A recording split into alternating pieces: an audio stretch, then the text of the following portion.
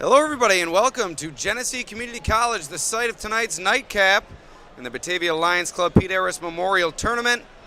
The second of two games. The first game, the small school title game, won by Notre Dame over Oakfield, Alabama, and now it will be Batavia taking on defending champion Leroy in the large school final. All here on the Batavia Daily News Sports Network. Alex Brasky, Dan Dickens, and Mia Laughlin with you to take you through the action.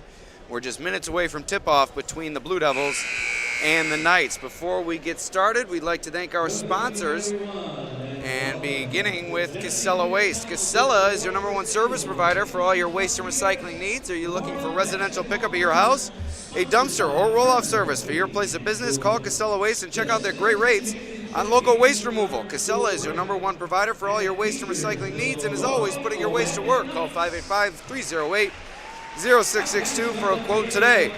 Also, Genesee Your Path. GCC offers 60-plus affordable academic programs and over 120 scholarships for you to begin your next journey. Apply for free at genesee.edu/apply or call 866-CALL-GCC today. Also, Notre Dame High School. When Notre Dame High School administrators asked their students why they love Notre Dame High School, the same word was repeated again and again, and that word was family. Students develop authentic relationships with nurturing teachers, dedicated coaches, and administrators committed to their mission. Students thrive in the physically and emotionally safe environment where they learn to take chances and push their academic abilities.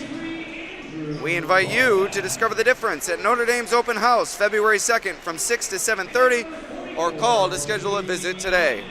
Also, T.F. Brown's. Whether you're looking for a great place for lunch or dinner, a place to relax and enjoy a beverage, or planning any type of party or get-together, T.F. Brown's is ready to meet your needs and budget. Also, R.A. Heights Company Incorporated is owned by Richard Wendt and is a family business established in 1945. R.A. Heights Company Incorporated specializes in residential and commercial roofing, metal roofing, gutter siding, windows, copperwork, and sheet metal fabrication. Also, Yas's Trucking.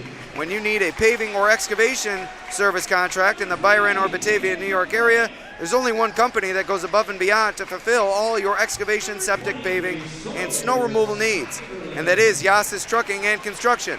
Founded in 1988, Yas's offers valuable knowledge gained from over 33 years of experience in the industry and is insured and bonded and is proven to be a resource to architects, homeowners, and other customers throughout the area. Call Yassis today to see what they can do for you, 585-548-5014. Also, Main Street Insurance Agency, in business for 30 years. Main Street Insurance has offices in Attica and Warsaw and another location in Bell, Florida. Call them for competitive quotes on auto, home, business, and life insurance. We pause for a moment for the national anthem.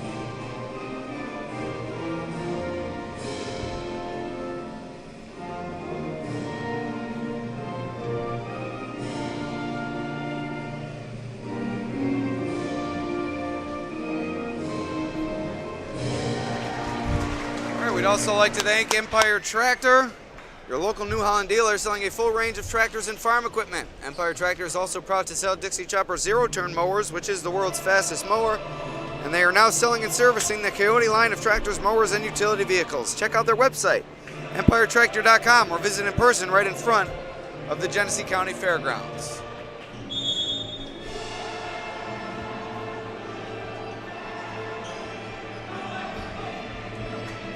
All right, here we go. We're ready for the finals in the large school division of the Pete Arras Memorial Tournament. Alex Brasky, Dan Dickens, and Mia Laughlin with you to take you through tonight's action. Coach, We'll get to your thoughts right after tip-off here. Batavia with a 30-point win over Roy Hart in their opening round matchup. Leroy with an 18-point win over Attica in their opening round matchup. Leroy is the defending champion in this division. They won it by 24 over Attica in last year's title game. And the ball is up, and the Knights will look to defend their title here tonight against Batavia, who is in their first title game in a few years after falling to Attica in the first round a season ago. Coach, your thoughts on this matchup between the Blue Devils and the Knights? We have a little bit of contrasting styles. Batavia's going to be right up in their face, tough pressure defense. Leroy is going to be a little bit more deliberate, looking to run most things through Merritt Holly, who's one of the top players in all of Section 5. That's great help defense there by Cyberling. Batavia's looking to run. Leroy's going to have to stop the ball in transition, not give up any open layups. Three ball from Javen McFarland's no good. Rebounded by Merritt Holly Jr., the leading scorer for this Leroy team. Offensive foul. Carter McFarland takes the charge. I'm going to tell you, Coach Wyman, when I talked to him, said they cannot allow them to take charges on them. And I think Merritt went to stop there, but it was a little too late, and he kind of ran him over. That's one. Like, they're going to struggle if he picks up a second one here, but that's a great job there by Batavia early on here. So Holly Jr. averaging over 25 points per game in the early going this season, while Batavia's leading scorer has been Sawyer Cyberling, as inside for Rashad Christie, and Batavia takes the first lead of the game under 6 minutes to go here in the first quarter.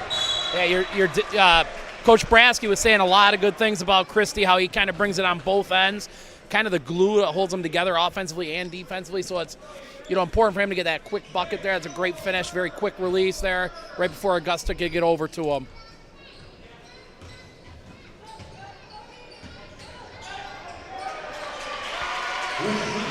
So Christie, a hot start here, 4 quick points, and Batavia in the lead.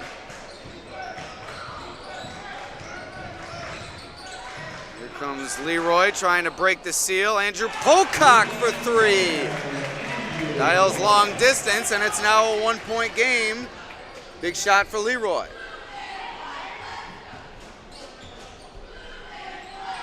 He got his feet set. They broke that trap and were able to get him a good look.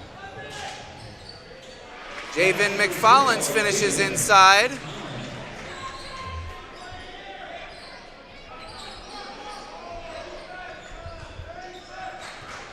And Batavia's lead is 3.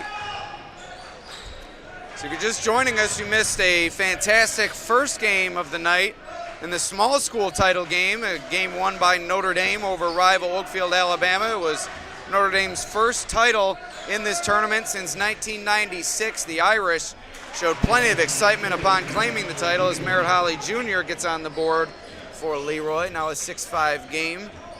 Coach, your impressions from a well-played game from the Irish in that first game that we saw tonight? Wow, I'll tell you what, they were down 9, and it looked like things were looking a little bleak for them, but you like those gutsy performances there. 5 kids basically playing the last 15 minutes, 16 minutes, a couple breaks here or there, but, Mikey's got to be thrilled. I saw him sitting over with his dad earlier. I'm sure he's not rubbing it in that he did something that he couldn't do over the last 20-some years, but his dad also won 700 games, which that's not going to get beaten anytime soon, so it's a great win for the Irish. That's just going to keep building momentum. When you're a first-year coach, there's a lot that goes through your mind, especially after losing streaks.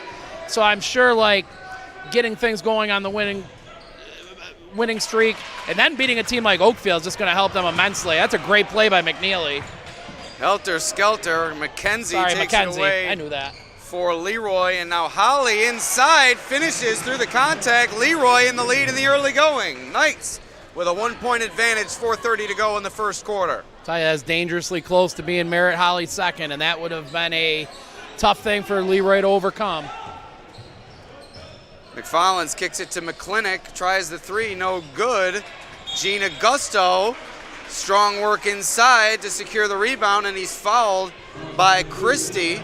So we'll stay with the Knights as they maintain the lead. Coach Wyman said a lot of good things about Augusto, just his work ethic and practice, how he hits the boards offensively and defensively, and you're seeing it here early. It's been a big factor for them.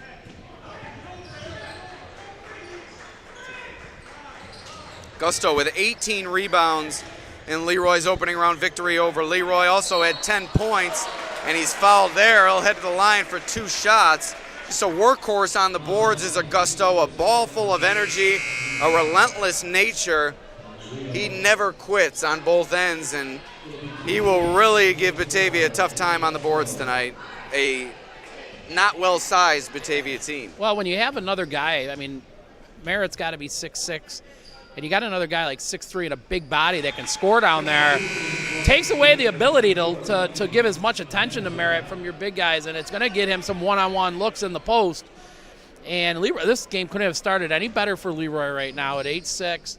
Good composure against the press. It hasn't bothered them, and they're in a good spot right here, up 3 halfway through the first quarter.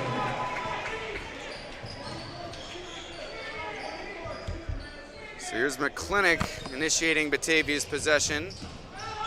Mikey McKenzie off the wing, now into the hands of Carter McFarland. The reverse layup, and it's in.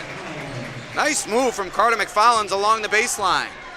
Yeah, that wingspan there, that's a great finish by him, using length, getting it away from the defender and using the backboard. Great move there by Carter.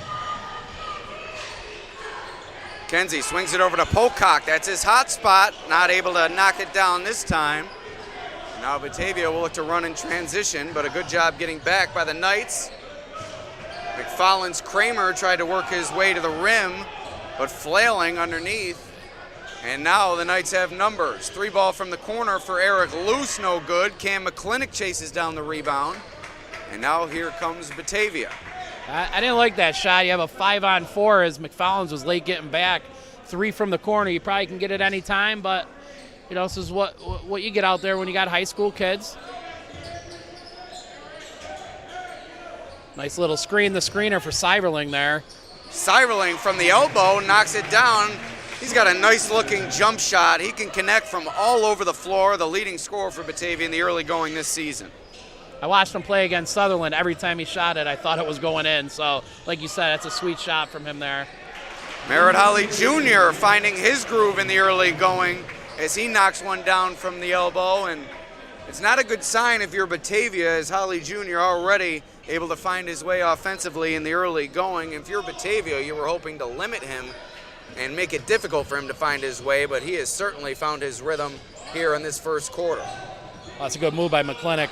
McClintock shuffles it over underneath, and Christie, another finish. 6 points in the early going for Christie. He's powered Batavia's offensive effort. They now lead it by a point as they regain the advantage here with 2 minutes left in the first quarter. Augusto fading away from the contact from McFarland's Kramer and knocking it down. That's a sweet turnaround jump shot. If he can knock that down, it's going to be a long night for the Batavia post players. Yeah, that's just, again, they're getting scoring from a few other guys besides Merritt, and that's, ooh. McFarland's Kramer to the rack. He's missed a couple of bunnies in there. This time McClintock, another nice bounce pass, and guess who? Rashad Christie, another easy finish inside. I'll tell you, Coach Brasky was talking so much about how McClintock has been seeing the floor and getting the ball to open shooters, and as he's done the last 2 times here, getting it to open players for easy layups. Pocock on the wing, back up top to McKenzie. Back to Pocock looking for a man, skips it to Luce. Everybody touching the ball for the Knights on this possession as they now get it into Holly Jr. Turnaround jumper, no good, off the hands of Augusto, into the hands of McClintock. Seiberling for 3. No good, he's been off the mark for his first 3 attempts from range in the early going.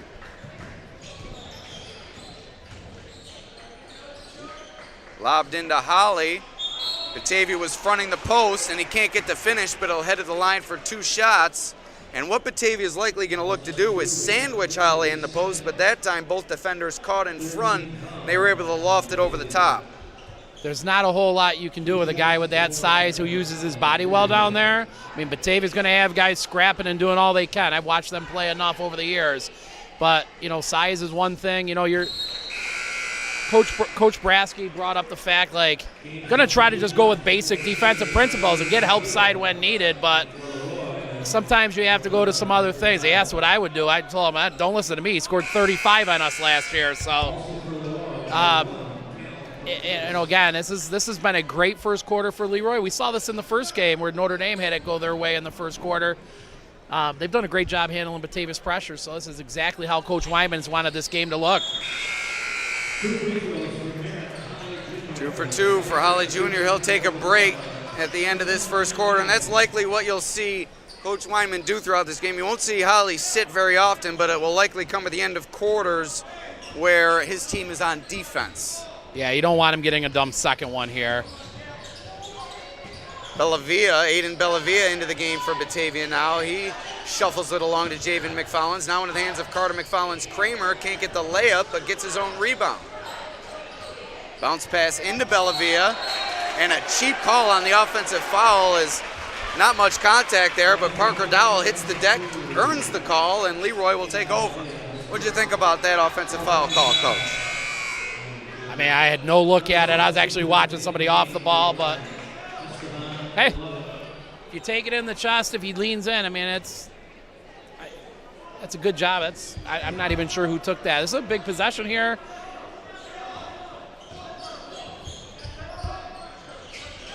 You see they got Holly back in the game. Good job of attacking that high post. Ooh. Dowell traveled. Ball goes back to the Blue Devils. You'll see this a little bit. When you go to the bench and you get some a little bit more less experienced guys with handling pressure and handling the ball, sometimes you do see more turnovers.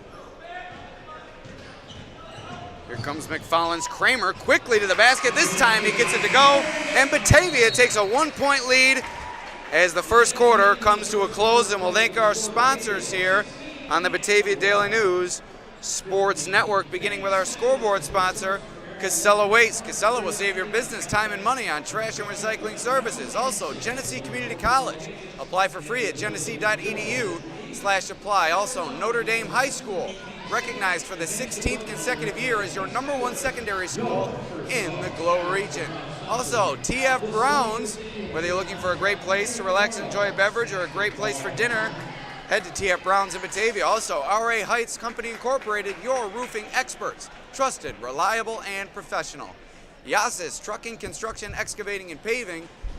Whether you're in the Byron or Batavia area, contact Yasis for your snow removal needs. Also, Main Street Insurance Agency. Competitive quotes on automobile, homeowners, business, life insurance, farm owners, commercial equine liability, and animal full mortality insurance. And last but not least, Empire Tractor, your local New Holland dealer, now selling a full range of tractors and mowers and utility vehicles. They also sell Dixie Chopper zero-turn mowers, which is the world's fastest mower. So Alex Brasky, Dan Dickens, Mia Laughlin here with you on the Batavia Daily News Sports Network. Coach, your impressions of a fast-moving first quarter. Leroy has to like where they sit here, trailing by 1, entering the second quarter of play. Yeah, just a little unfortunate for him there that McFallins got that ball. He only took 4 dribbles, went the length of this court, and got a layup. It's a great job of him exploding when he had the ball, really getting to the hoop quick. Teams think that 5 seconds is not a lot of time, but it really is. That's great defense there. McFallins tried to bounce it into Bellavia, but it was knocked away by a couple of Leroy defenders out of bounds off of the Batavia forward, and Leroy will take over to begin this second quarter of play. You got to give McKenzie a lot of credit here, too, handling the pressure, not really being rattled, getting Leroy into their sets. I know Coach Brasky right now, I can hear him yelling, pressure, pressure. Pocock skips it over to Dowell. Good closeout there from McFallins.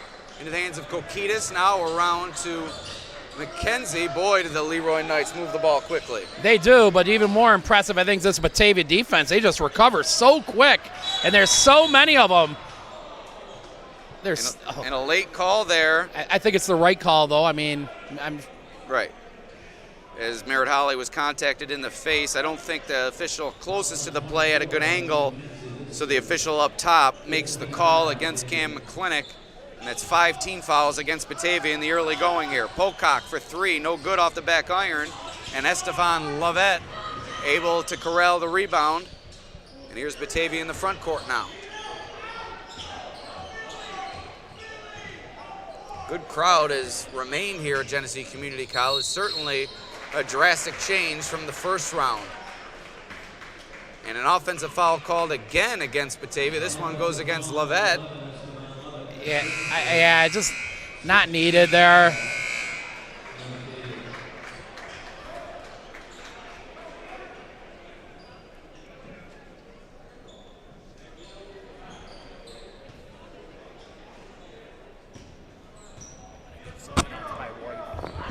Next dead ball. Luce off the dribble, shuffles it over to Augusto, stops, pops from short range, no good, but Luce is there on the weak side to collect the rebound. That's some good dirty work by Luce. I've already been impressed with him already this game.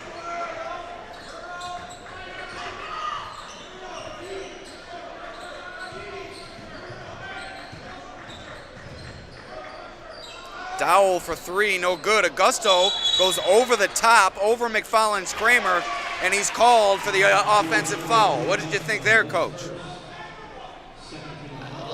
You know, at that point, it looks like he's boxing him out. He just reached up. I didn't think Coach Wyman's thinking the same thing, but you know, the game evens its way out throughout. So move on to the next.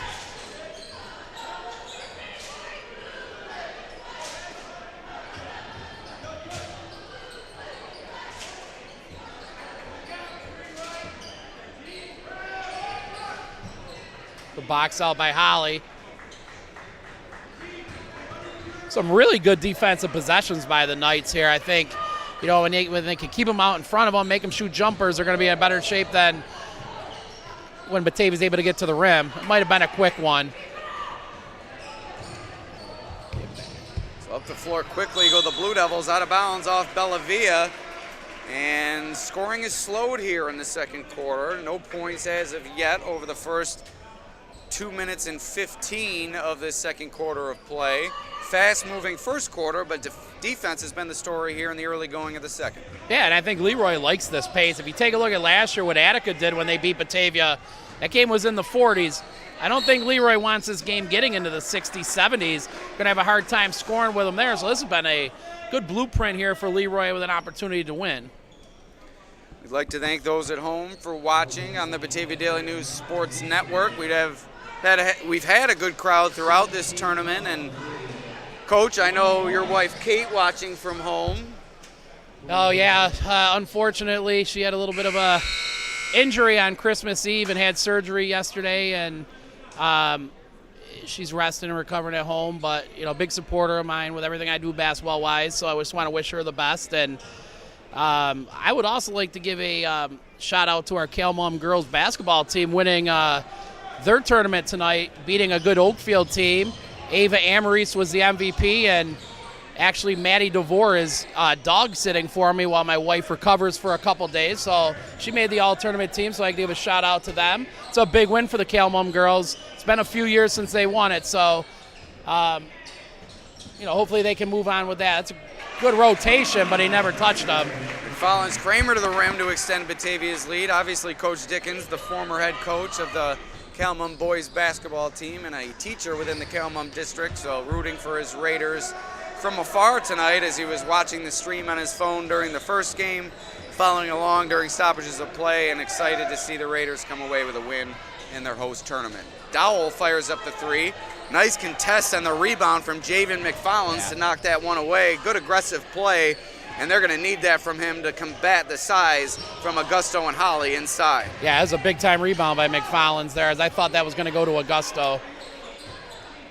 Good job of resetting things here. Try to get a good possession, get a good high-percentage shot.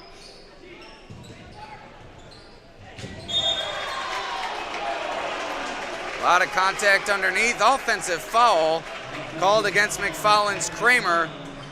And Leroy doing a nice job neutralizing the athletic advantage on part of the Blue Devils by selling out underneath and taking those charges when a few out-of-control drives have occurred. Yeah, I mean, that's just a great job. This is it. You got to play tough defense here, especially with a team as explosive as Batavia. There's a great job at McKenzie there. People are starting to bark a little bit here about the fouls being 8-2, but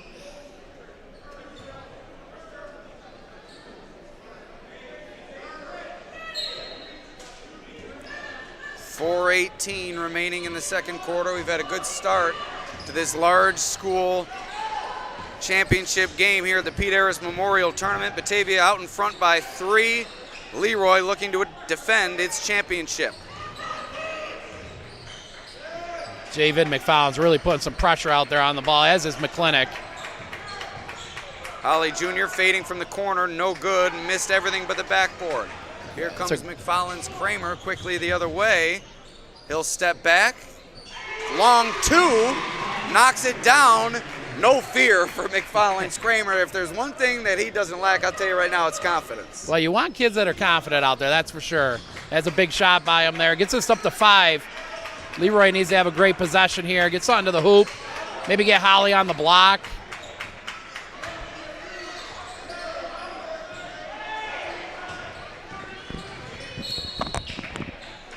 Really aggressive out front.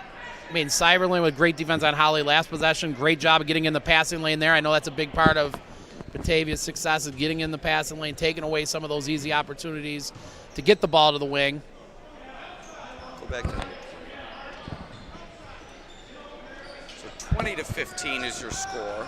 As Eric Luce fires a deep 3, no good. Javen McFarland's on the rebound.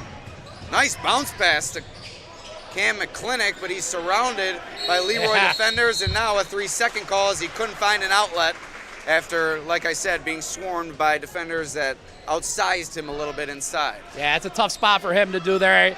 I thought he did a good job of being patient, not turning it over right away, but no official wants to call 3 seconds either. Everybody in the crowd wants it. You know, they gave him a couple extra ones there, which is normal, and unfortunately a turnover there from McClintock. Great job by McFarland's Kramer on Holly down low here. Rebound put back from Holly, but he can't get it to go as McFarland's Kramer was there to undercut him on the box out. McFarland's some nifty ball handling, gets it away to Christie, keeps his pivot foot, reverse layup, and it's good. That's some nice work from Christie underneath. That's an impressive move there, using his length and just going distance. Like, he covered about 6 feet there just with a step through, and a great finish by him to get to the hoop.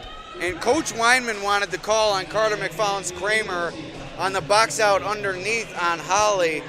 Did you have a chance to see that, and what are your thoughts on a play such as that? On that one, I think that's just a play on, to be honest with you. They got the one earlier that I kind of thought was iffy, but last thing I want to do is criticize officials. These guys are working hard out here, all good officials, so. So 2:32 remaining here in the second quarter. 7-point lead for Batavia. Leroy calls timeout. They have yet to score during this quarter. Batavia shutting them out over the first 5.5 minutes of this frame. It was a good start for Leroy offensively, but Batavia since neutralized Merritt Holly Jr., and that has thus made things difficult for the surrounding cast of characters for the Knights. Yeah, Leroy's really having struggled.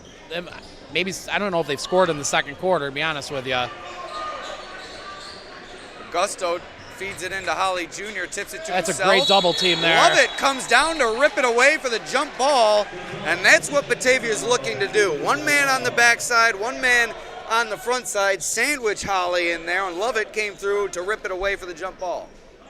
Right here is where Leroy's got to get a possession. Sometimes it's easier to score on a baseline out of bounds than in the half court against a team that defends as well as Batavia does.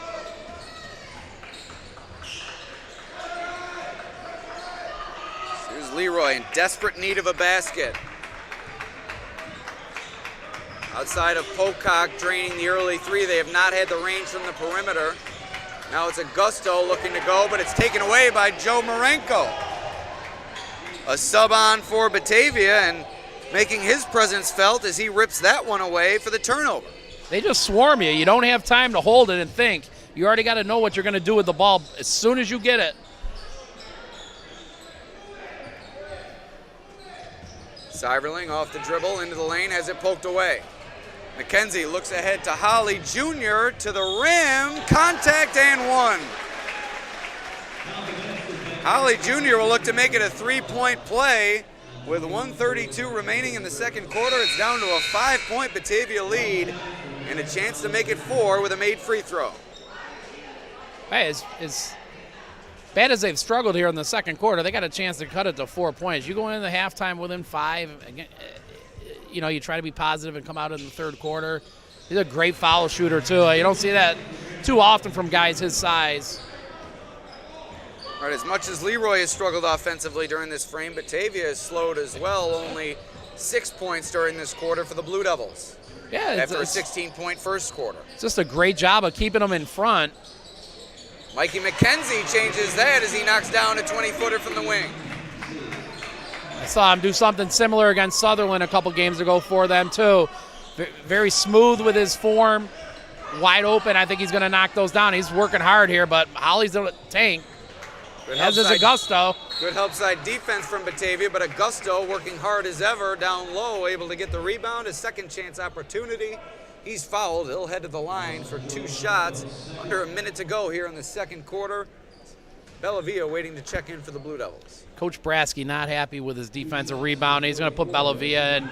Batavia plays a lot bigger than he is. That should help out there.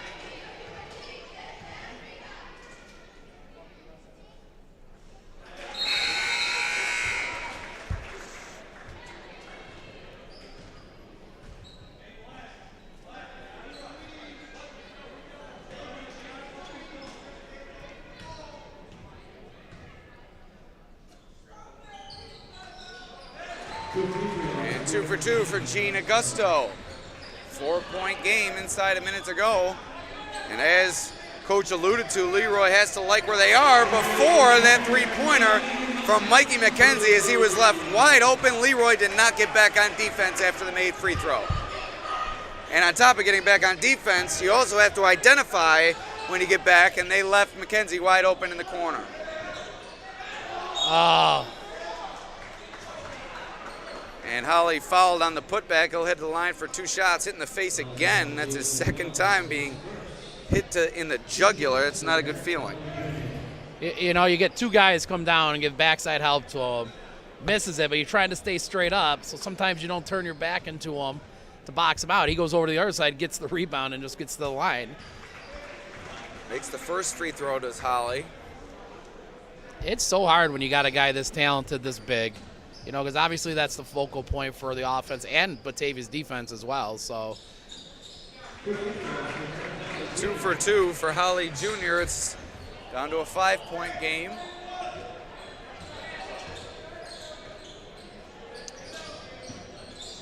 Batavia likely looking for close to the last shot here as Batavia is fouled from behind by Augusto. That's not going to hurt them. They had fouls to give. That's usually something you talk about in your huddles. Sorry to interrupt you, Coach. A little conversation going on between Augusto and Batavia. Hey. At the end of that play. Emotional game. Guys are trying to win championships out here. So 19 seconds remaining in our first half. We'll thank our sponsors once again, beginning with Casella Waste. Save your business time and money on trash and recycling services. Also, Genesee Community College, over 120 scholarships offered, and 88% of full-time students receive financial aid. Also, Notre Dame High School, recognized for the 16th consecutive year as their #1 secondary school in the Glow region. Discover the difference at their open house, February 2nd from 6 to 7:30.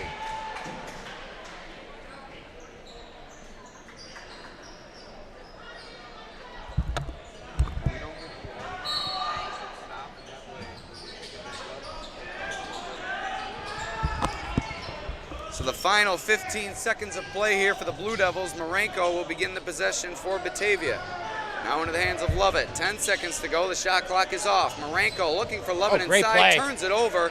Nice pursuit by Andrew Pocock defensively for Leroy, who heaves it from half court. No good, and we head to the half. And it's a 5-point Batavia lead here in the large school title game of the Pete Arras Memorial Tournament. We'll thank a few more of our sponsors before welcoming in Section 5 boys basketball chairperson Ed Storrs at halftime. We'd also like to thank TF Browns. Whether you're looking for a great place to relax and enjoy a beverage or a place to enjoy a great dinner, stop by TF Browns. Also, RA Heights Company Incorporated, your roofing experts. Yassis Trucking, Construction, Excavating, and Paving will handle all your snow removal needs. Also, Main Street Insurance Agency for all your insurance needs. And also Empire Tractor, we're here to help you grow.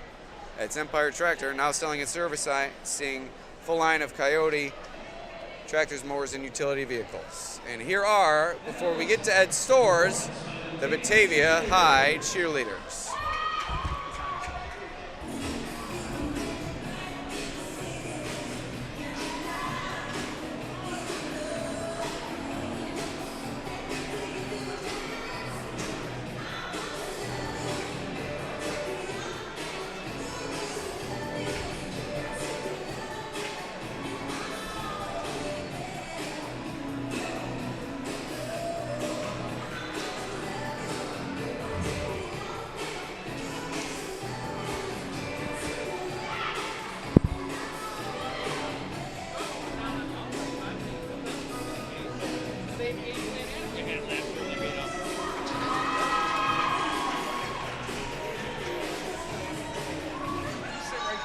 And there are the Batavia cheerleaders, the only group of cheerleaders to attend the Batavia Lions Club Pete Arras Memorial Tournament. Kudos to them for cheering on their team here this week.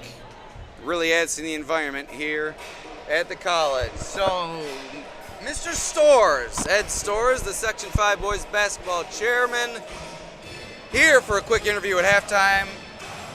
Your Warsaw Tigers, Ed, big win in the Keshequa tournament today over Dansville. Why don't you just take us through what your guys experienced today? 7-1 start, big win over the Mustangs. Yeah, the kids played well this morning. We played Dansville, very, very good team. They have 3 losses, 2 by 1 point and 1 in overtime to us. So they're a very good team, and it's a good win for our program. Now, you're out here to watch some high-quality basketball in the final round of the Pete Arras Memorial Tournament. You're a long supporting member of Section 5 boys basketball. You've been around for a while. You've experienced this tournament in the past.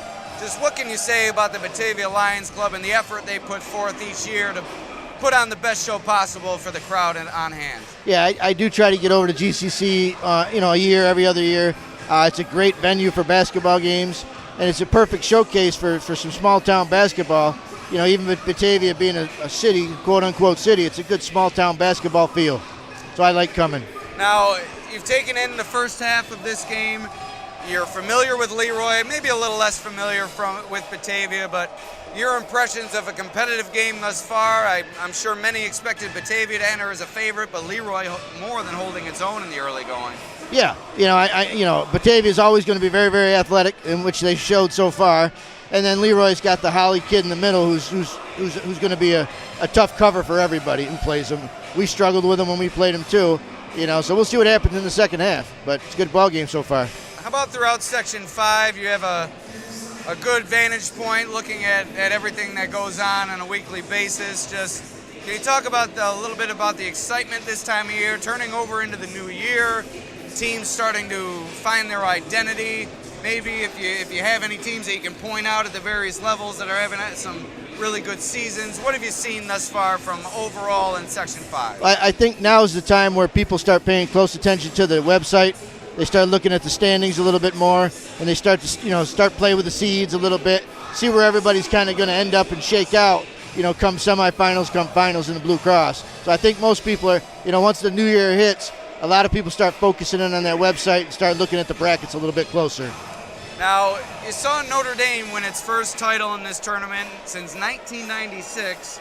It's been quite some time for them. They're always in the title game, in and out. But as a son of a longtime administrator in Section 5, and to see Mikey Rapone do something that his dad hadn't done in quite some time, just maybe take us inside to that dynamic. What do you think Mikey, probably not very boastful, but maybe... you think he's going to give his dad a little elbow and say, hey, Dad, I did something you couldn't do? I don't know if Mike E is going to give Big Mike any elbow or anything like that, because Big Mike will just turn around and say something around 700, and you've got 6 so far. But I'm sure they're going to have a good time. My father and I had a great experience working with sports, and I don't think Mikey's going to try to replace him, and I never tried to replace my father. But you're certainly going to learn from him. That's absolutely the case. Now, your father, Ed Stores, a long supporter of Section 5 athletics, passed away recently. Just can you talk about just how much your father obviously meant to you and your family, but to Section 5 as a whole, I know it may be difficult to put him to perspective as his son, but you saw all the time and effort he put in over the years, a mainstay in Section 5 athletics. Just what did Section 5 sports mean to your father? Well, I think ever since 1963 when he started teaching, I think kids in general meant the most to him. And as a teacher, as an administrator, as a superintendent, he was the superintendent that always went to the games, still wanted to pay attention to the sports teams and the kids, always went to the plays, the musicals. So I think kids in general meant the most to him. And his 50 years of education, that's got to be the number one thing is, when I was getting a job, first started out, the word, if there was a word that had to describe me, my father always said, make sure you use the word student-centered. It's a hyphenated word, but it's one word. But that's what you want to be. You want to be student-centered and concentrate on the kids. That's what I took from him. Yeah, that's great stuff. Now, last question I'll leave you with. Your father, a longtime supporter, and you see so many individuals involved in this tournament, from the coaches to the Batavia Lions to the people that help out behind the scenes, the officials that return year after year, and I can imagine the officials even like to be a part of this atmosphere. Just what does that say about this tournament and its prestigious level throughout the Section 5 boys basketball realm, particularly during the holiday season? Yeah, I think all across Section 5, Christmas tournament, holiday tournaments, I think they're important because I think kids get out of their league a little bit. They get to play some different opponents. Some might be close, like in this case, maybe not the same league, but close in vicinity. And I think it's great because we do a lot with GCC. Well, we do some with GCC with the sectionals, and I think it's a great atmosphere, and I think the kids really enjoy it. Just being in this being in this venue, and it's a sectional atmosphere, getting ready for the tournament. All right, Section 5 Chairman Ed Storr is joining us here atop the Crow's Nest at Genesee Community College. Thanks for your time, Ed. Absolutely. We'll let you Thank you. Appreciate get back down and enjoy the game, and All right. Go Tigers. Hey, you got it. Thank you very much. We'll take a quick break here on the Batavia Daily News Sports Network. We'll be back with the second half of action between Batavia and Leroy, the Blue Devils, with a 5-point lead at the break.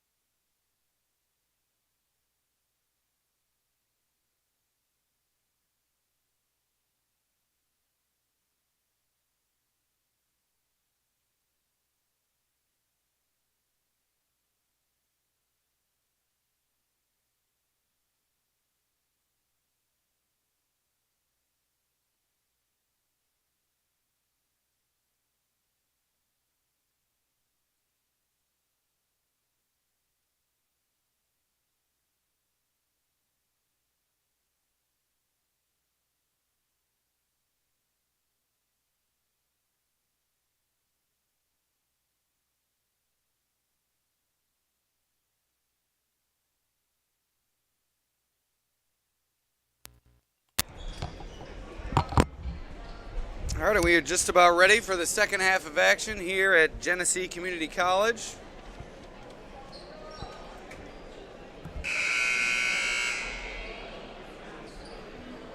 Batavia with a 5-point lead over Leroy at the break. Coach, your impressions of the first half? Well, ideally, Leroy would like to be winning this game, but they can't be that upset only down 5 in a low-paced game. I think that works for them. I think they've gotten some great role play here from Luce, McKenzie, Pocock. Like, those guys have played well. The two big guys, obviously doing their thing. I mean, he is just so big down low. It's a tough matchup for Batavia. So Leroy gets the scoring started here in the second half, cut it to a 3-point game. And Batavia's played a lot of guys. I just think somebody's got to step up here for them and make some buckets.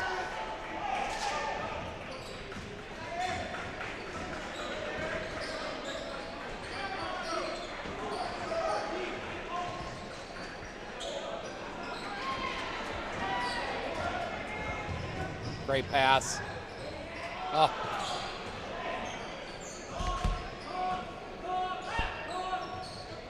Javen McFollins for 3 from the corner, no good. Rebound goes to Andrew Pocock. Merritt Holly Jr. in transition from the block, no good. Gene Augusto flying in for the rebound. Can't grab it, it goes back to Batavia. I kind of like Leroy's strategy here a little bit. It seems like they're really only crashing with Holly and Augusto. They're going to get most of them. It seems like they're having 2 or 3 guys back each time. They're going to limit Batavia breaking out and getting those easy buckets.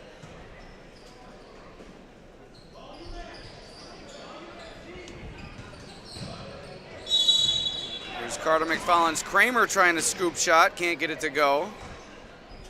But he'll head to the line as he's fouled.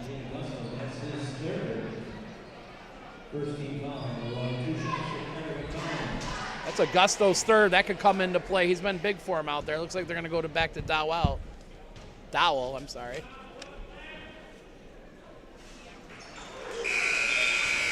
At some point the JV. Later.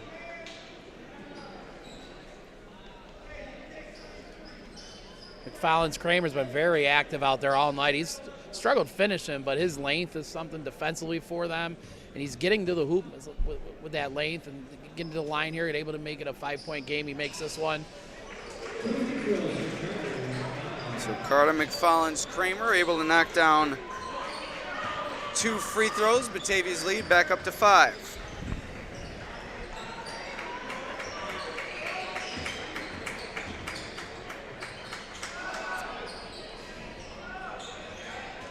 Long jumper, no good. Second try, no good.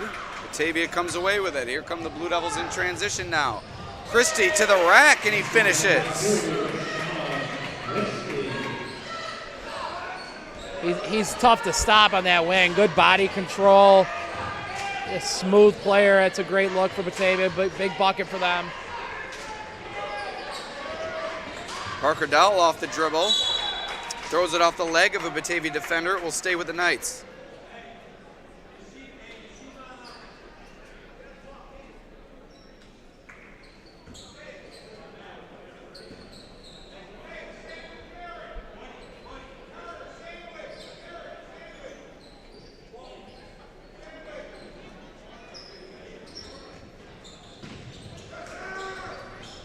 Looking for Holly inside there, couldn't get it to him.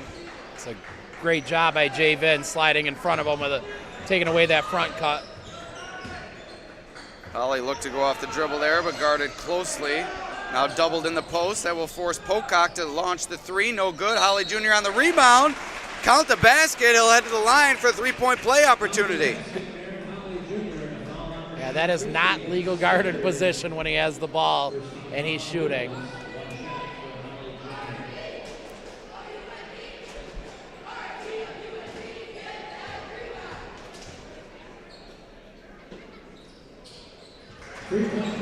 Three-point play for Merritt Holly Jr.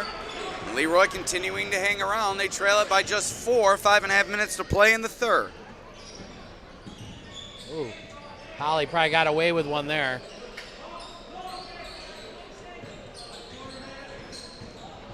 McFollins Kramer to the rim. Count the basket. High off glass, through the contact. Carter McFollins Kramer to the line to look to make it a 3-point play.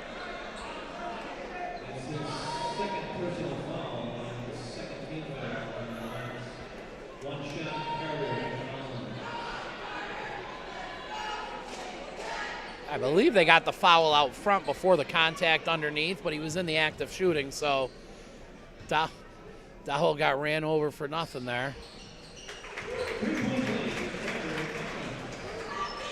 Three-point play for Carter McFarland's Kramer.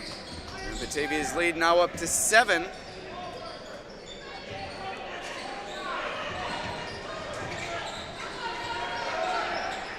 Inside to Holly Jr. off glass. And it's really been Holly Jr. or nothing for Leroy here tonight, as he has done a nice job keeping his team in the game. Yeah, I mean, it was a great entry pass there from Parker into him. I mean, there's really nothing else that Javen can do there. I mean, you know, the Batavia just does not have size inside to match that. You know, you just try to battle and disrupt. And McFarland's Kramer elevating and knocking one down. Inside 5 minutes to go in the third, back to a 7-point Batavia lead. Seems like Batavia answers every time that Holly gets a bucket for him down here, though. So I think that's the first time that the pressure bothered him into a turnover there with McKenzie.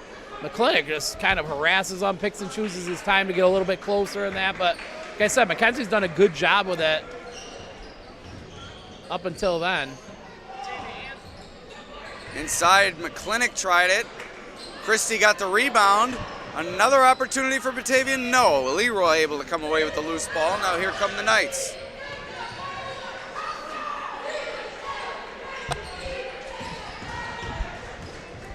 McKenzie forcing it into the lane, can't get the finish, able to get his own rebound. Gets it to Dowell, but it's rejected by Javen McFarland's. Pocock thought about the three, instead lofts it into Holly Jr. He's undercut from behind, and that's a foul against the Blue Devils. It will stay with the Knights here, and they'll take it out underneath.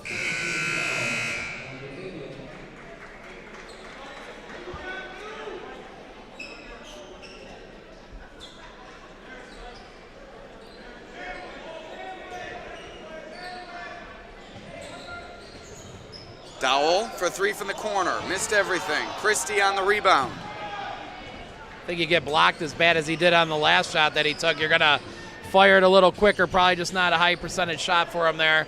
Nice rebound by Pocock. McFarland's Kramer tried the up and under. Couldn't get it to go.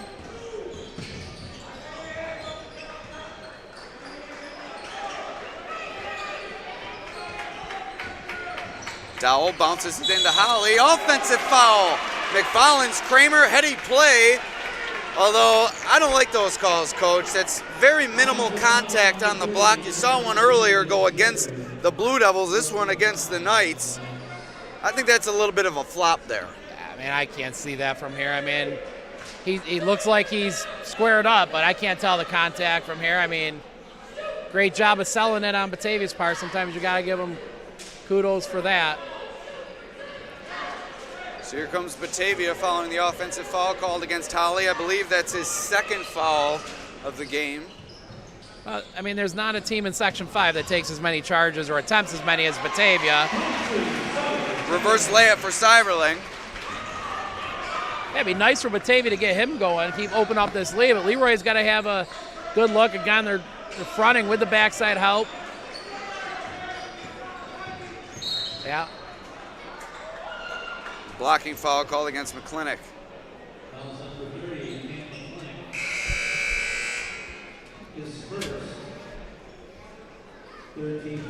McKenzie's checks in. I thought he gave him some good minutes in the first half. And he gets the job of guarding Merritt, Holly Jr. this time. They're kind of passing that around.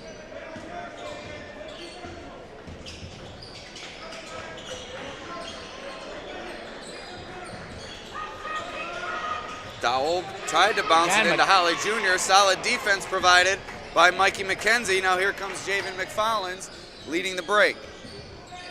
Seiberling, long two, no good. Rebounded by Pocock.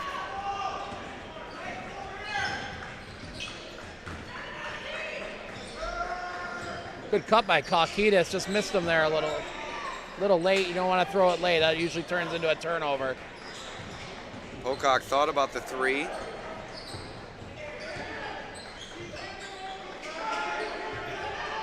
Intercepted by McFollins. Nice hustle there from McKenzie, but it's a travel as he rolled with the ball a bit.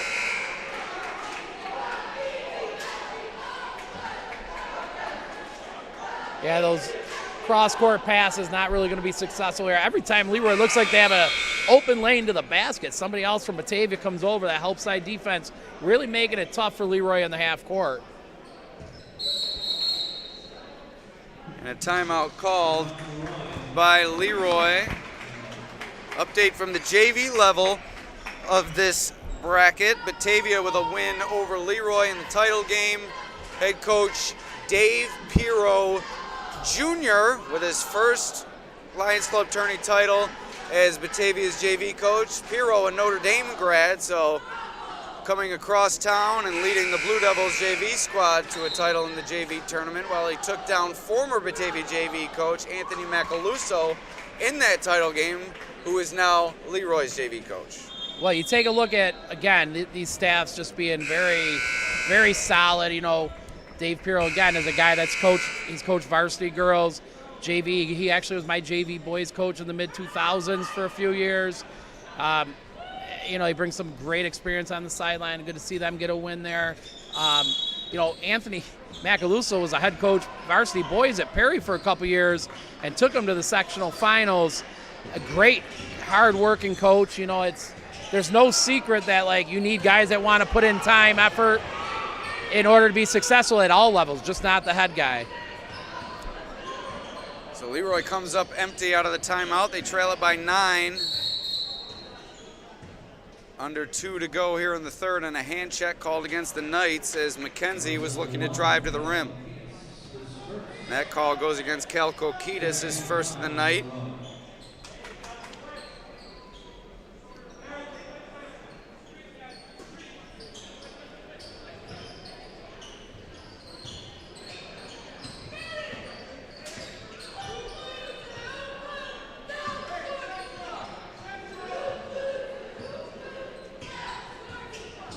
Batavia is setting things up. McFollins for 3. Good. Javin McFollins knocks it down from the top of the key, and Batavia with its largest lead of the game at 12 points. That was a nice little screen. The screener set there. Pocock from the corner looking to respond. Can't get it. Kokitis chases down the offensive rebound. Holly inside. Can't get the roll, but Leroy will have another possession. McKenzie inside to Holly again. Count the basket. 3-point play opportunity coming up for Holly Jr. Foul goes against McKenzie. It's his second.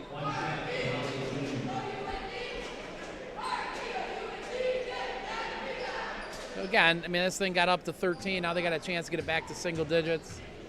Gonna need to get some stops, though.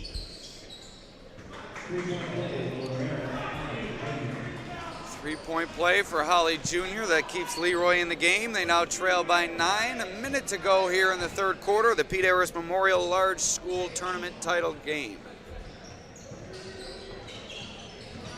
Seiverling to the rim. Can't get the finish. It's just been a bit off tonight, has Seiverling.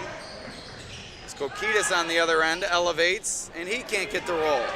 Rebound to McFollins going the other way now.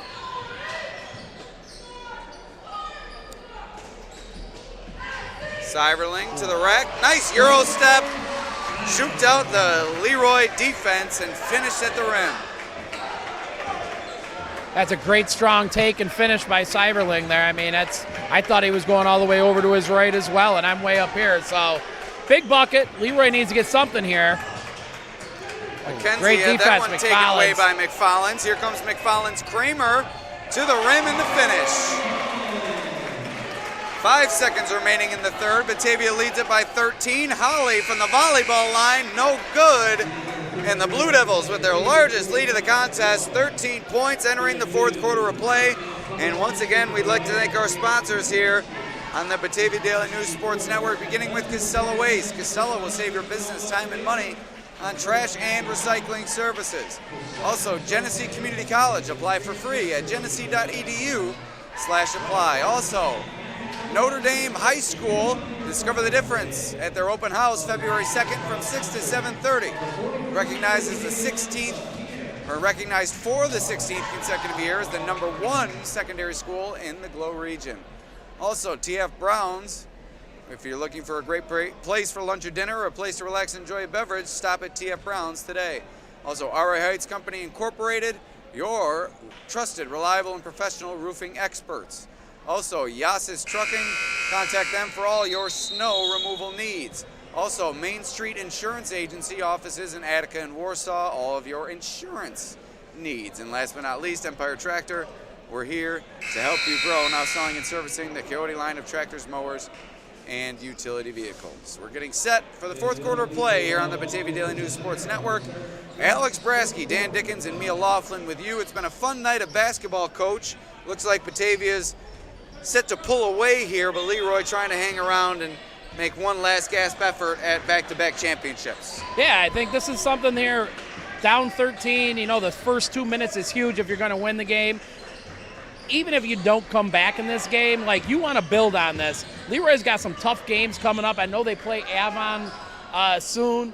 I looked at their schedule earlier today. I know they have another tough one. So just keep building. Keep trying to get better going into sectionals. I mean, it's hard to win every single game, but you want to build and learn from all of them. It's a great job there of taking a charge. Nice job by McKenzie, a do-it-all guard for this Leroy team. Does all the little things, I should say. And also does a nice job handling the ball. Yeah, he's had a great game for them tonight. Batavia actually pulled their pressure off, I think, because it wasn't bothering him that much from the full court. 7.5 minutes remaining. 13-point lead for the Blue Devils. Leroy needs a few outside shots to fall if they're going to make their way back in this one. McKenzie into the lane, puts it up, no good. Holly on the rebound, the putback, no good. And a foul on the second chance. Bellavia is going to be called for it. I'll tell you, Merritt Holly's going to sleep good tonight.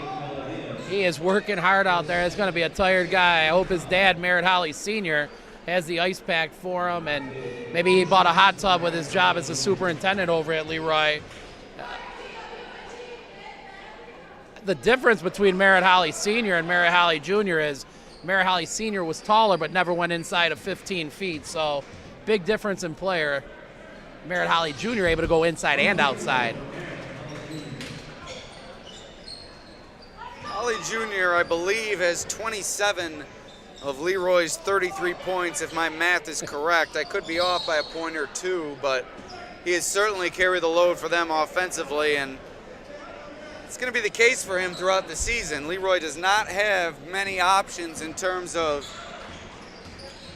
high-volume scores. They do have capable athletes that can put the ball in the basket, but they don't have anybody like they had last year in Mitch Hockey to complement the talents of Holly, and a lot has been put on his plate throughout the season and especially in tonight's game against the talented Blue Devils. Yeah, I mean, I watched their game last year when they lost to Minders in the semis, and they just ran out. They were short a couple options, and I think, these other kids they're getting better offensively.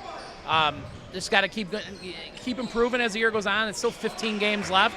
I will tell you, you're not going to see anybody as aggressive than people that rotate as well and close out as well as Batavia on a nightly basis. So, even though they're going to probably come out on the short end of the stick on this one, this gets them ready for their sectional class, which, they could compete in when they got Merritt.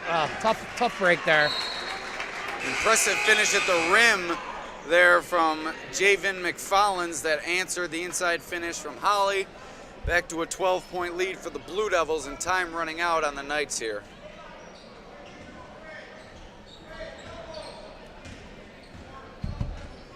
Nice job, Batavia, being very deliberate on offense now. Going to run a set. I think that's a great call by Coach Brasky, running a set here up 12. Can put the dagger in them with a bucket and draw a foul. I mean, that's pretty big.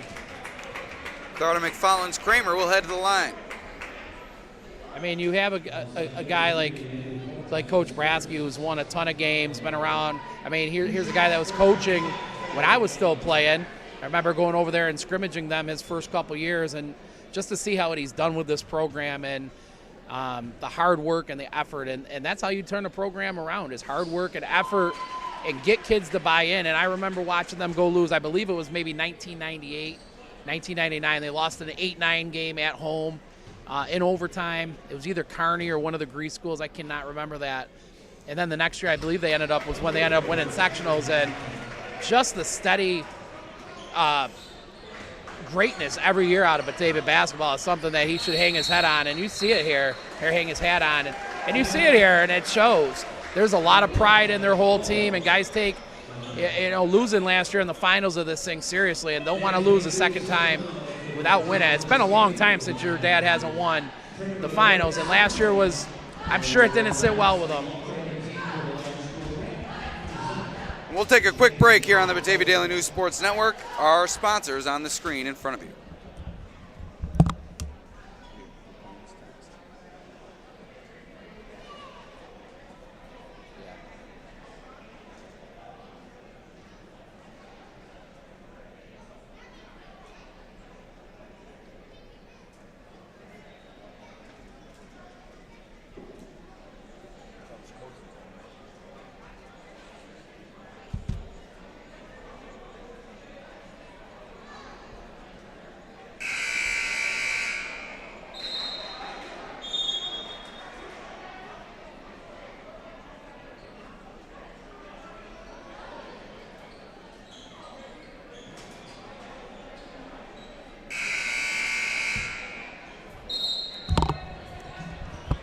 5:38 remaining in the fourth quarter, the large school title game here at the Pete Arras Memorial, presented by the Batavia Lions Club.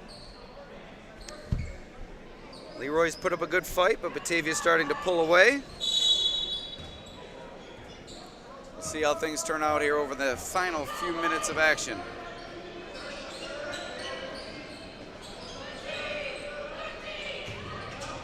McKenzie inside for Augusto. Off the side of the backboard. McClintock collects the rebound and he's fouled. Well, we're going to shoot a lot of free throws down the stretch.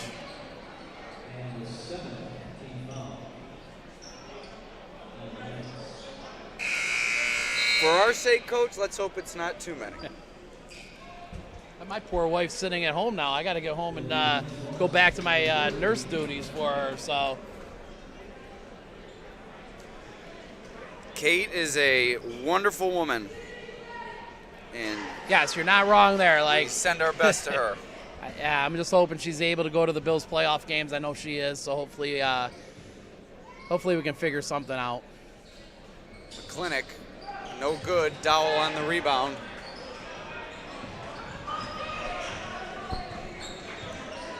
Going back to our discussion at the beginning of the first game, 3 30-point wins and 1 18-point win in the first round of this tournament. Not very much excitement in the gym throughout the first round. Really a disappointing first round this year, but I would have to say this final round has really lived up to its billing. It's been an exciting night here at GCC. Yeah, these have been great. I think you get a lot more competitive in the championship games. You got a little bit more star power when you got teams like this too. Like, and I think that's kind of showed. I mean, we had some unsung guys for Notre Dame go out and just play, really step up in situations there, and I think Cyberlin gets a good look. And Leroy, hey, down 11, crazier things happen. No good from Cyberling. Dowell on the wing. Reverses it around to Pocock from McKenzie. Now to Kokitis in the corner. So one thing you can do, if your guy is the backside help on you, so when Merritt's down on a block, they got backside help. If your guy's backside help, you got to flash to the ball. And I think that's one thing Leroy could maybe do here, but, I think it's one of those things you see after the fact. Good job there by Cyberling, slowing things down.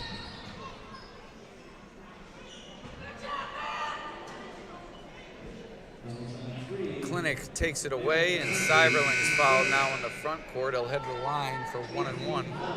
McFarland's coming back on for McKenzie.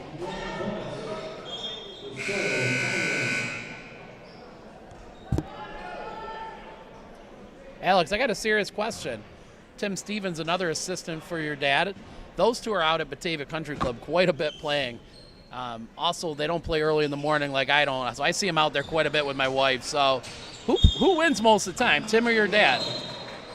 I think it's relatively even. I'm not absolutely positive with that. Tim is a very good putter. He has a fantastic short game. My father can't really blow you away with any of his talents, but he's very consistent. That is his calling card. I'll tell you what, they're both consistently out there. Yeah, oh yeah, there's no doubt about that. In the summertime, you see them on the golf course. In the wintertime, you see them in the gym. And even sometimes during the summertime, you see these two in the gym.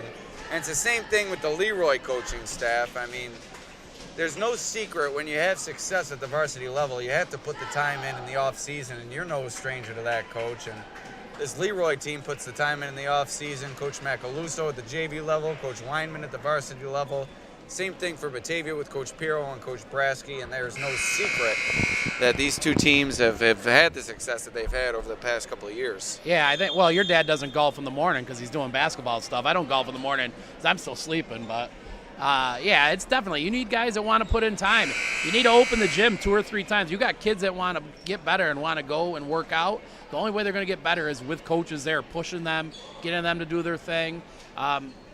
You know, and I know you got to have that gym open for them and give them the opportunity. I will say there is another guy on the Leroy coaching staff that I forgot to mention, Pete Turbuska, who won a sectional championship when Wyoming was a varsity school back in, I believe, 1991. Has came out of about 20-year hibernation to join Weinman's staff and is also helping out. So it's good to see him back on the sidelines. I always admired him as a defensive guy. Leroy trying to stay in the game. 9-point advantage for Batavia now, and an offensive foul called against Batavia. That's going to give the ball back to the Knights. Still in this game, Coach. They haven't been able to pull much closer than around 9-10 points, but they've been hovering there and haven't allowed Batavia to really assert themselves down the stretch. And now a 1-and-1 opportunity for Augusto to cut into this lead even more.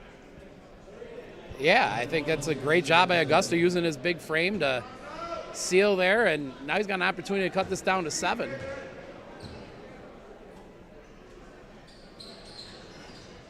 Augusto all the way around the rim and out. Unfortunate luck for the Knights. They needed those free throws as time is ticking away. 3 minutes and 10 seconds here in the fourth. Batavia holds that 9-point advantage. Looking to Screen slow the screener things down. play again. Into a little bit of a double screen. It's a really well-run set. Seiverling off the side of the backboard. Augusto on the rebound. Comes Leroy going quickly. Dowell looked like he traveled. No call. The combined tip back from Augusto and Holly will prompt the timeout, as it's now down to a 7-point Batavia lead with 2:43 to go. Leroy certainly not going away quietly here tonight. And once more, we'll show you our sponsors here as Coach Dickens tells us what Leroy needs to do to overcome this deficit completely and work their way back into the lead. You know, I think Leroy's not going to be a big pressing team here, but at this point, you got to extend the floor. You got to try to get Batavia to play quick. Batavia wants to slow it down, take some time. As you just saw him run a set, that's going to be a 10, 15-second set. Multiple options out of that. You don't have to foul or anything here. You still want to make sure that they're, you know, getting a quick shot, rebound, and run. That Leroy did a good job of pushing the ball that time, something they haven't done a lot. Dowell got in there, drew a couple guys. Even if Holly didn't tip that one back in, Augusto was right there to put it in. So get a stop, you know, get a good possession, and, you know, just try to keep cutting this thing down to possession games, down to a 2-possession game if they can get a bucket here after a stop. 2:40 to go. Leroy applying a bit of pressure now as Batavia turns it over. It's a great play by Luce there. Don't force.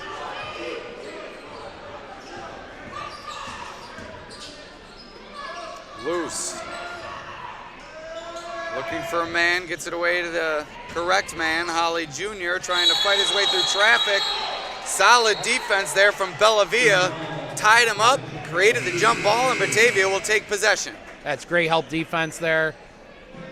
It's tough. He knows guys are coming. I mean, he's trying to be strong with the ball. It's just a great job by Batavia. 2:13 remaining here in the fourth. Batavia looking to seal the deal and reclaim the the Batavia Lions Club Tournament Championship. Dowell doing a good job being long. They got it. 10 seconds. And 2 straight turnovers committed by the Blue Devils, and Leroy's pressure defense wreaking havoc here over the last 2 possessions. Fantastic job by the Knights. Yeah, Loose, Pocock, and Dowell doing a great job extending out there. And again, they got a chance to get this to a 2-possession game. Well, that's taken away by Javen McFollins. Crafty defense there from the Batavia senior. Here's McFollins. Kramer tried to shuffle it over to Christie, but another turnover committed by the Blue Devils, their 3rd consecutive. Leroy pushing the pace, loose along the baseline. Offensive foul. Shad Christie in there to take the charge, and it goes back to the Blue Devils. 1:34 to play, and a timeout called by Batavia, full timeout, as they'll look to set up a more constructive press break here. What has been the problems as Batavia's looked to break the press the last couple of times? It's a lot of dribbling. Not a whole lot of action or anything besides just the guy dribbling and then trying to beat it with a back pass, a little bit of a reversal. I think they're going to have to bring another guy up. But I will tell you there, for a team that wants to take charges like Batavia, as soon as he went to a floater and I saw Christie coming over, I was like, this is going to be a charge. That's a great job by him. But, yeah, that's what they got to do. They got to get another guy back. I'm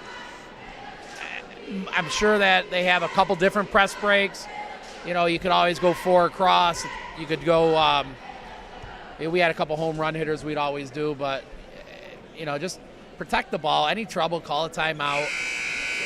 Leroy's got to capitalize, though. They've had a couple opportunities here and turned it over 2 straight times and with a chance to cut it to a 2-possession game. Right, they've had the opportunities, Batavia throwing it to them on offense, but Leroy's been unable to capitalize, and it's really been the story for them throughout this game, just not enough offense to make their way all the way back. Batavia certainly has not had the most productive night offensively, but they currently lead it by 7 with 1:34 to play. I'll tell you got to credit Leroy for that. I mean, I think that their length and their scrappiness has really made it a little difficult for Batavia at times. Yeah, they brought back a 4th guy now to help with this.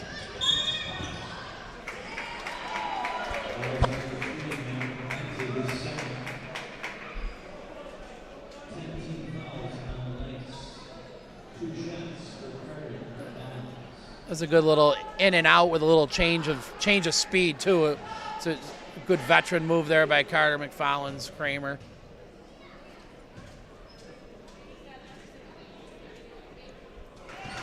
Collins Kramer makes the first. This is what Batavia needs to seal the deal. Got to make your free throws.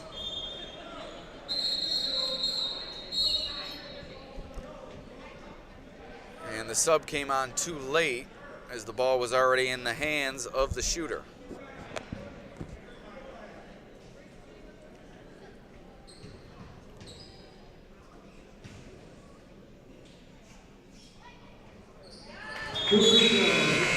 And 2 for 2 for Carter McFollins Kramer. And now Leroy will substitute.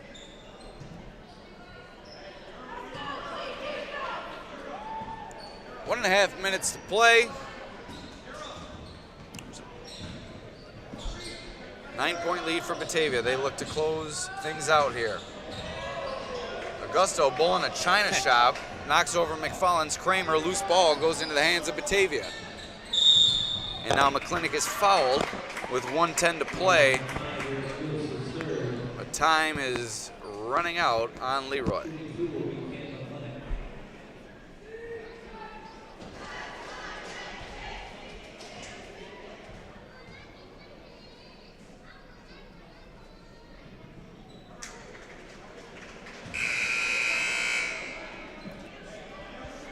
We'd like to thank you for tuning in throughout the night. Those who have watched both games with us. Oakfield, Alabama lost to Notre Dame in the small school title game. OA failed to defend its title. Notre Dame won its first championship in this tournament since 1996, and now Batavia just moments away from what looks like taking home a large school tournament title here at GCC. We've had a good crowd both on hand and on the stream tonight.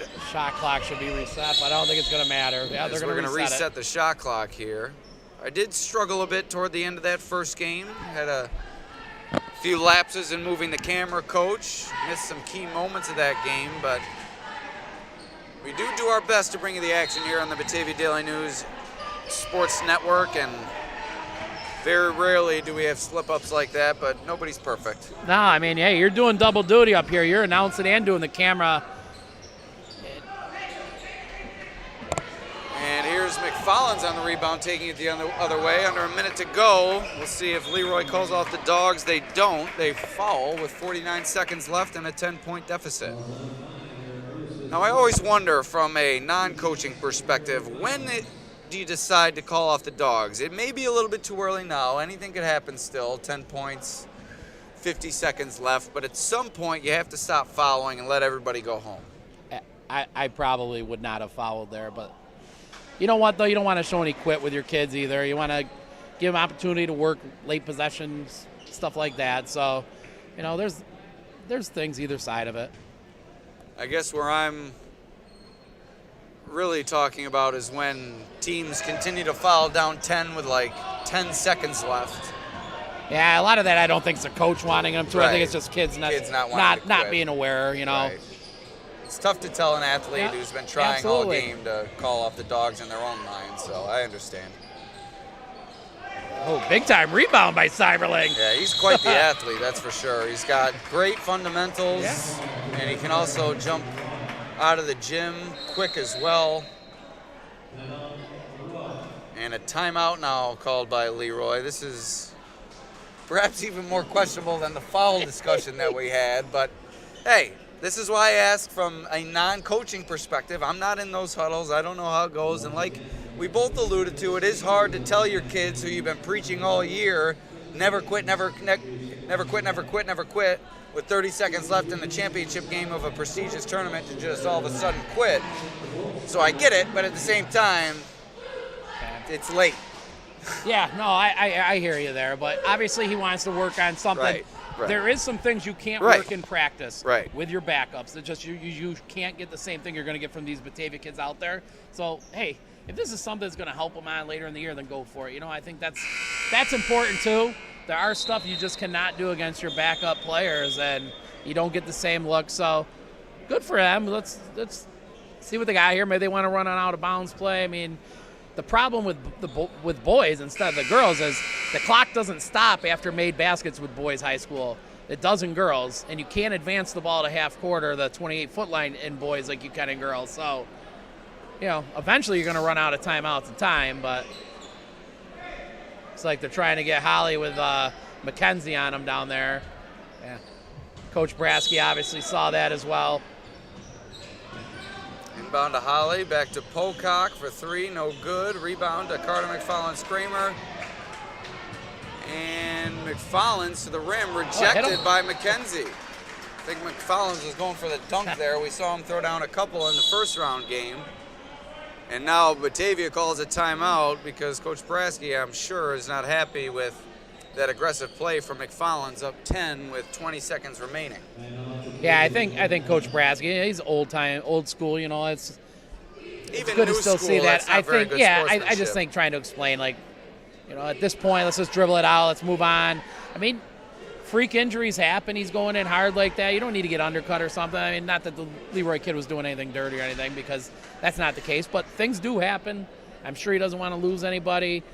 They need everybody that they can. Everybody does, you know, to make a run. One thing I will tell you is the size of some of these rosters this year.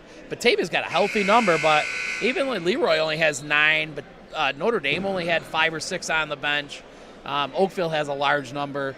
But the game before, the Roy Hart and Medina and Elba game, there's not many extra bodies there. Just not having enough kids come out. I watched the game today. There was 7 on both teams. So. Yeah, the pandemic certainly impacted athletics across all sports, and we're continuing to see the impact into the 2020 23 season. But what a night here at Genesee Community College. Batavia caps it off with a 10-point win over Leroy in the large school title game.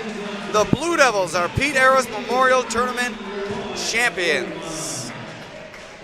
So once again, we'd like to thank you for joining us. Alex Brasky and Dan Dickens, along with Mia Laughlin, working the scoreboard here on the Batavia Daily News Sports Network. It's been a fun week of basketball, and we thank you for joining us right here from Genesee Community College. And once more, we'd like to thank our sponsors, Casella Waste, Genesee Community College, Notre Dame High School, TF Browns, RA Heights Company Incorporated, Yasis Trucking, Main Street Insurance Agency, and Empire Tractor. Alex Brasky, Dan Dickens, Mia Laughlin signing off for one final time. We'll see you next time.